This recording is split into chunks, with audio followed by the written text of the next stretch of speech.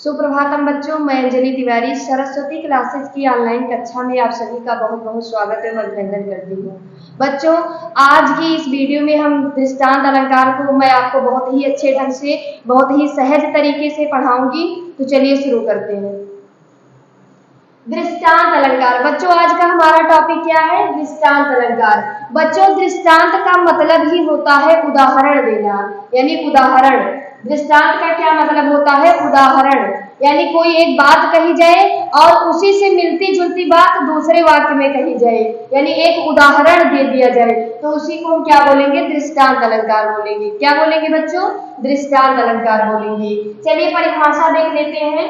जहां तो सामान्य या विशेष वाक्यों में बिंब प्रतिबिंब का भाव होता हो, वहां पर दृष्टांत अलंकार होता है।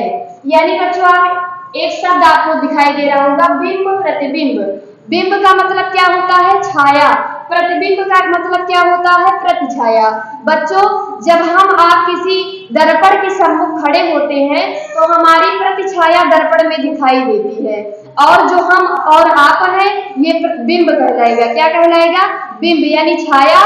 और जो हमारी प्रतिछाया शीशे में दिखाई देगी उसे हम प्रतिबिंब बोलेंगे। तो यानी मिलती जुलती चीजें, यहाँ कहने का मतलब है मिलता जुलता चीज। तो यानी जहां तो सामान्य या विशेष वाक्यों में बिंब प्रतिबिंब का भाव हो, यानी उसी से मिलती जुलती बात हो, तो वहां पे कौन सा अलंकार होता है बच्चों?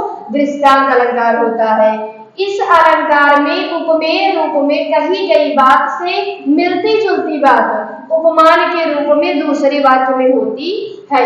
यानी पहली लाइन से मिलती जुलती बात हमें दूसरी लाइन में देखने को मिलेगी, तो हम तुरंत जान लेंगे कि यहाँ पे दृष्टांत अलंकार है। चलिए उदाहरण देख लेते हैं। पहला उदाहरण है हमारा, एक म्यान में दो तलवारें कभी नहीं रह सकती हैं, किसी और पर प्रेम नारियां पति का क्या सह सकती हैं। फिर से देख लेते हैं। एक म्यान में दो तलवारें कभी नहीं रह सकती हैं, किसी और पर प्रेम नारियां पति का क्या सह सकती हैं। तो बच्चों, आप देख रहे हैं यहाँ पे एक म्यान में, म्यान क्या होता है? जिसमें तलवार को हम रखते हैं। तो एक म्यान में दो तलवारों को कभी नहीं रखा जा सकता है। ठीक उसी प्रकार जैसे किसी और पर प्रेम नारियां, यानी यदि कोई स्त्री का किसी नारी का पति किसी दूसरी नारी से प्रेम करे, स्त्री से प्रेम करे, तो नारी इसे कदापि बर्दाश्त नहीं कर सकती है। उसी प्रकार एक म्यान में दो तलवारें कभी नहीं रह सकती है। दूसरा उदाहरण है, करत करत अभ्यास ते जड़मति होत सुजान, रसरी आवत जागते सिल पर परत निशान।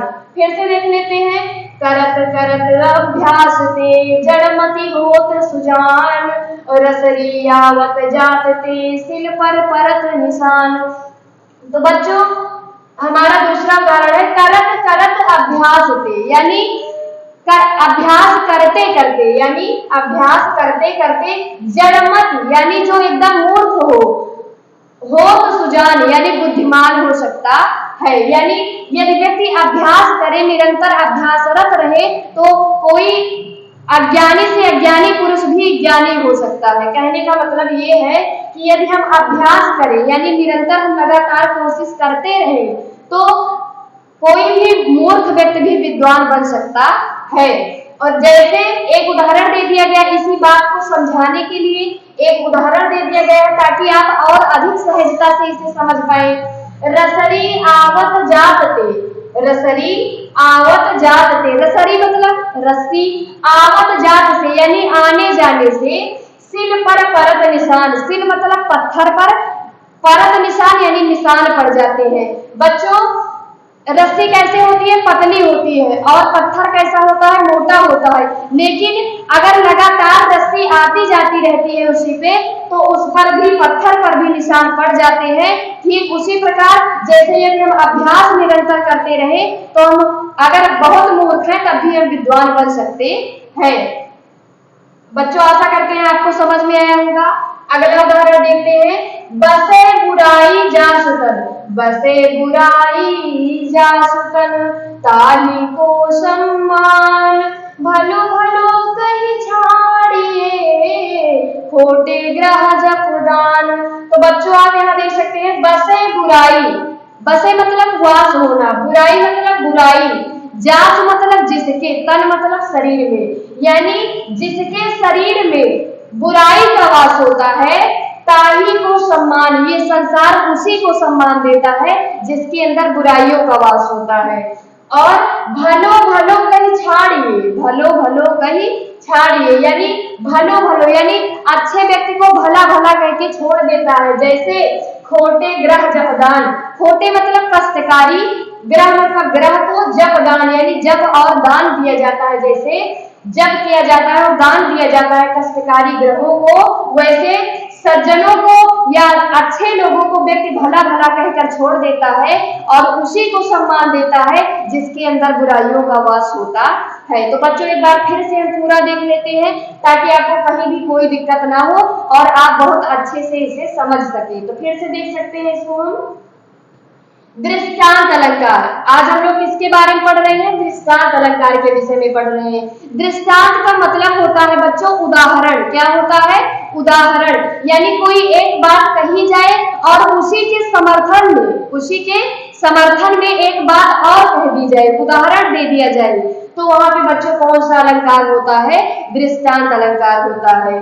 परिभाषा हम लोग फिर से देख लेते हैं। जहां दो सामान्य या विशेष वाक्यों में, जहां दो सामान्य या विशेष वाक्यों में बिंब प्रतिबिंब का भाव होता है, यानी उसी से मिलता जुलता भाव होता है, वहां पर बच्चों कौन सा अलंकार होता है? दृष्टांत अलंकार होता है। कौन सा अलंकार? दृष्टांत अलंकार। इस अलंकार में उपमेय, उपमेय क्या होता है? जिसकी तुलना की जाए। उपमान क्या होता है? जिससे की जाए, जिस वस्तु से की जाए उसे हम उपमान बोलेंगे। तो इस अलंकार में उपमेय रूप में कही गई बात, यानी जो बात उपमेय के रूप में कही गई हो उसी से मिलती जुलती बात उपमान के रूप में दूसरे वाक्य में यदि कही जाए तो वहां पे बच्चों कौन सा अलंकार हो जाएगा? दृष्टांत अलंकार हो जाएगा।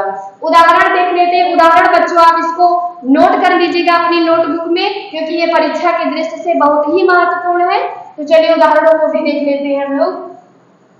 एक म्यान में दो तलवारें कभी नहीं रह सकती है, किसी और पर प्रेम नारियां पति का क्या सह सकती है। आज तो मैंने पहले ही बता दिया।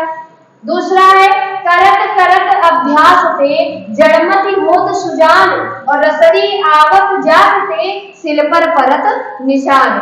अगला उदाहरण है बसे बुराई जासुतन ताही को सम्मान भलो भलो कई छाड़िए खोटे ग्रह जपदान। तो बच्चों इन तीनों उदाहरणों में कौन सा अलंकार है? दृष्टांत अलंकार है। बच्चों हमें आशा ही नहीं बल्कि पूर्ण विश्वास है कि आप बहुत ही अच्छे ढंग से, बहुत ही बेहतर ढंग से दृष्टांत अलंकार को समझ पाए होंगे।